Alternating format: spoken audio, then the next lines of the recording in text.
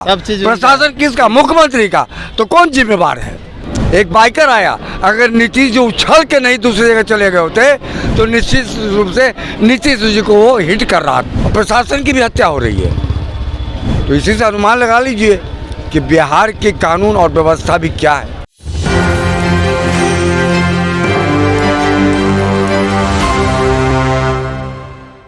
नमस्कार, मैं नंदन, आप देख रहे हैं एक न्यूज़ 24।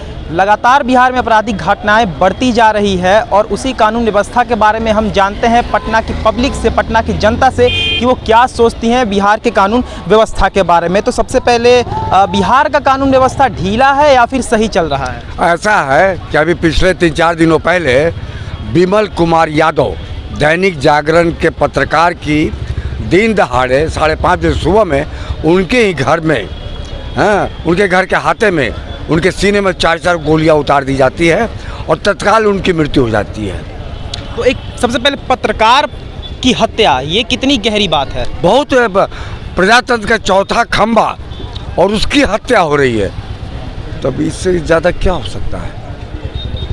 और एक दरोगा की भी हत्या हुई समस्तीपुर में और प्रशासन की भी हत्या हो रही है, तो इसी से अनुमान लगा लीजिए कि बिहार की कानून और व्यवस्था भी क्या है। जब एक पत्रकार विमल कुमार यादव जो दैनिक जागरण के पत्रकार थे, उनकी हत्या हो जाती है दिन दहाड़े उनके घर के हाथे में। सुबह के 5:30 बजे उनके सीने में 5-5 गोलियां उतार दी जाती है और तत्काल उनकी मृत्यु हो जाती है। उनका एक 12 वर्षीय पुत्र और एक 15 वर्षीय बेटी है। बताइए, उनके सर पर से पिता का साया टूट गया। पूरे भारत के आंकड़े को एक बिहार से पूरे तो हम अपने अंदर फीड किए, कंप्यूटर तो है नहीं, लेकिन हो तो रही है ना। ये सही है कि इसको नहीं रोका जा सकता। आप चाहिए कि 100 में 100 नंबर आ जाए, ये नहीं हो सकता, लेकिन ऐसा हो कि दहशत न हो, आतंक न हो जाए, कि भाई केवल हत्याएं ही हो रही है, अपहरण ही हो रहा है, लूट ही हो रहा है, बलात्कार ही हो रहा है, और दहशत हो जाता है ना इंसान के दिल में। तो कम से कम पूछने पर जवाब मिलता है कि घटनाएं तो होती रहती है, घटनाएं रुकने वाली है नहीं। तो इसको आप किस तरीके से देखते हैं? घटनाएं होती रहेंगी तो उसको कैसा उस पर डिसीजन लिया जाए? नहीं, ठीक है, घटनाएं होती रहेंगी, इसे रोका नहीं जा सकता। जैसे ये भी एक प्रकृति है, प्रकृति जैसे क्षण क्षण बदल रहा है उसे इसको होना ही है, ठीक है, लेकिन आप उसको कम करने के लिए या उसको ज़्यादा से ज़्यादा, मतलब कुछ ऐसा कानून में भी प्रावधान हो। देखिए क्या है ना कि लोग, अब मान लिया हत्या, ठीक है, क्या है, उम्र कैद होगा ना 14 वर्ष, बहुत लोग भी कुछ इस तरह से हो गए। देखिए सबसे पहले, अब मैं क्या बताऊँ, मतलब ऐसा कुछ होना चाहिए, मतलब एक सोशली सामाजिकता के रूप में, राजनीतिक भी हो, धार्मिक भी हो, मतलब एक वातावरण सहिष्णु हो, आपस में भाईचारे का एक रिश्ता हो। अच्छा, कैसे ठीक होगा सब? कैसे बिहार सुधर सकता है?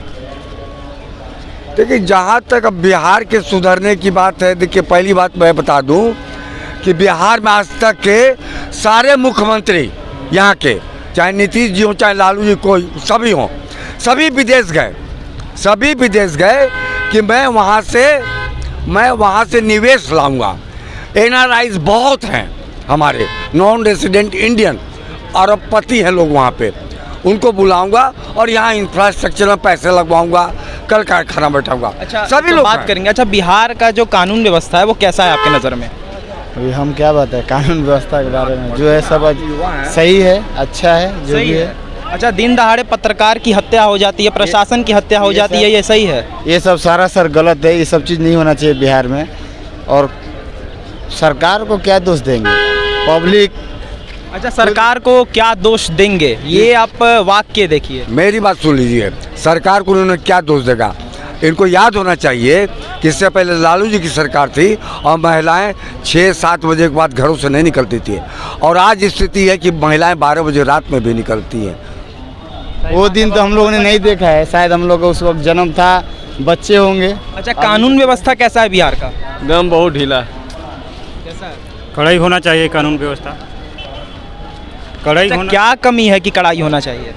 कमी तो बहुत है, बिहार में रोज़गार नहीं है, ठीक है, हम लोग बाहर कमाने जाने पड़ता है और कानून व्यवस्था भी यहाँ गड़बड़ है, सही नहीं है, सही से कोई कानून व्यवस्था है ही नहीं। अच्छा, तो जैसे कि सरकार है, ठीक है, बहुत सही चल रही है, तो सरकार रहनी चाहिए कि बदलनी चाहिए?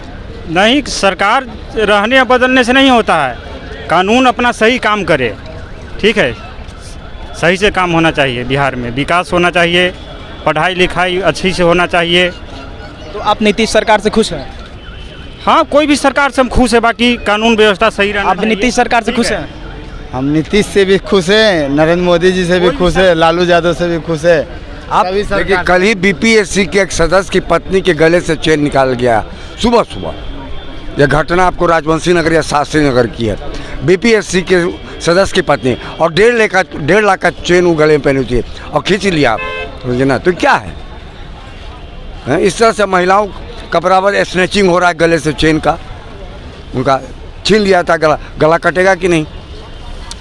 और 1.5 लाख का चेन था वो। ये तो इस तरह सरकार की लापरवाही नहीं है इसमें, ठीक है, पब्लिक को एक दूसरे को धीरे धीरे सुधरना चाहिए, ठीक। सरकार की लापरवाही नहीं है। मैं बताता हूँ, नीतीश जी एक जगह गए थे, मॉर्निंग वॉक पे कहीं निकले हुए थे या कुछ वहाँ पे कुछ था, प्रशासन उनके साथ हमेशा रहती है।